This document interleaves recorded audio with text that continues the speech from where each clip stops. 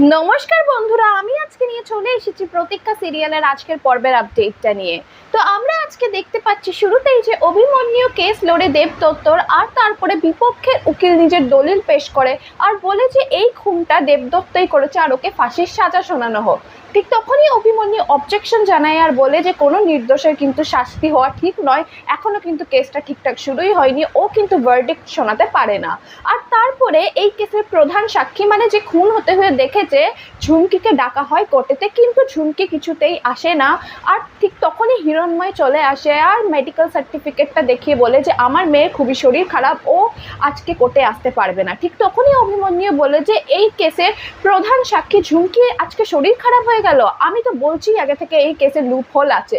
মানে অভিমন্যু বলে যে এই কেসে অনেক লুপ হোল আছে, তাই জন্য তো আজকে প্রধান সাক্ষী সাক্ষী দিতে আসেনি, তাই কিন্তু এত তাড়াতাড়ি সাজা না শোনানো হোক দেবদত্তর উপরে। তো তারপরে আর কিছু বলতে পারে না জজ সাহেব। আর ঠিক তখনই রোমা আরেকটা প্ল্যান সাজিয়ে নেয় আর ডাকা হয় পিন্টুকে আর বলা হয় যে এও কিন্তু খুন হতে হয়ে দেখেছে যে দেবদত্তই খুনটা করেছে, ওরই হাত থেকে গুলিটা চলেছে।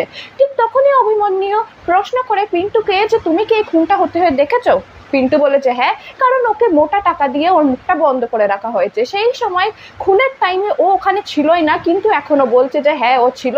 ঠিক তখনই অভিমন্যু বলে যে ও কি করে দেখলো এত অন্ধকারে, কারণ বারান্দার লাইটটা তো কাটা ছিল, তো জানলা দিয়েও কি করে দেখতে পেলো? তো পিন্টু বললো যে আমি তো টর্চ জ্বালিয়ে রেখেছিলাম। আর তারপরে অভিমন্যু বলে যে ওই টর্চের কালারটা কি ছিল, আমরা কিন্তু একটা টর্চ পেয়েছি, আমরা কিন্তু সেটাও চেক করবো যে ওই কালারটা কি ছিল। কিন্তু পিন্টু আর কিছু বলতে পারে না, ও ভয় পেয়ে যায়। ঠিক তখনই অভিমন্যু জজ সাহেবকে বলে যে এই হলো সিসিটিভি ক্যামেরা, ওই টাইমে যখন খুন হচ্ছিল পিন্টু ওখানে ছিলই না, ও খুনের পরে এসেছিল, তো ও কি করে দেখতে পারে যে খুনটা কে করেছিল? ঠিক তখনই আর কিছু বুঝতে পারে না পিন্টু, আর সব সত্যি কথা বলে দেয় যে ও আসলে কিছুই দেখেনি, কিন্তু রোমা আর রুদ্রপ্রসাদ কাঞ্জিলালের নামটা নেয় না ও।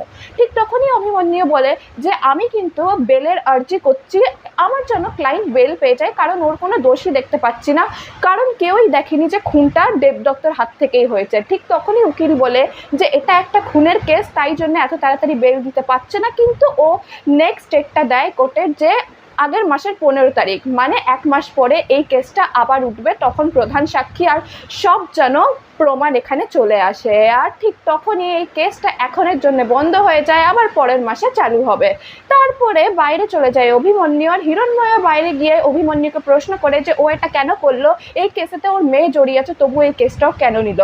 তারপরে অভিমন্যু উচিত জবাব দিতে হয়ে বলে যে আমি কোন কেসটা নেব সেটা তো আপনি আমার থেকে কোনোদিনও জিজ্ঞেস করেনি। আর এটাও বলে যে দেবদত্ত এখনো কিন্তু খুনি প্রমাণিত হয়নি, তাই কিন্তু আপনি ওনাকে খুনি বলতে পারেন না। আর এরই সঙ্গে শেষ হয়ে যায় আজকের পর্বের আপডেটটি।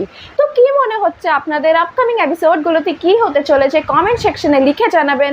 দেখা হবে আবার একটি নতুন আপডেটের সঙ্গে।